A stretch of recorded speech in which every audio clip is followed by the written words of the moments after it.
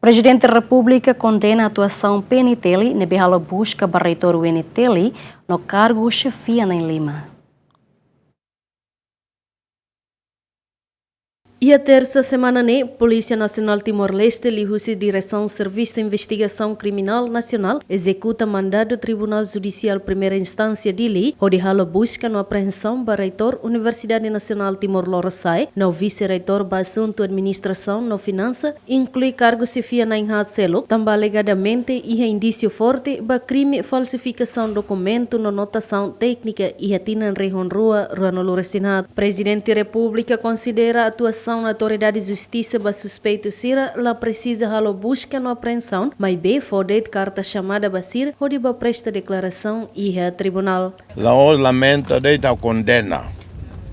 La bele halo no ne, a teta da lirona comandante geral, PNTELI, a teta da lirona avisa na CAC, e me la bele ban halo KRM Arviru, hakarak investigação, halo investigação, bolo mané ban quartel, ban BNV tem que ban. Os halo bem buscado bania e a carimbala, ni filos NTT, tau algema. Né, totalmente contra. Quando é maída criminoso comete homicídio, né?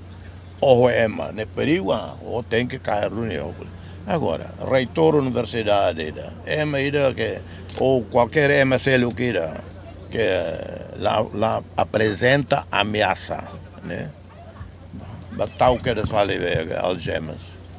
Né, totalmente contra, how se fosse questão da lei e o Conselho Superior de Defesa e Segurança, how se colhia o presidente do parlamento, colhia o nome Bolsonaro, por ser que Bolsonaro, racima que colhia ainda, né? E a quinta, primeiro-ministro Cairala Xanana Guzmão lamenta a atuação PNTELI, equipa cobertura GMN.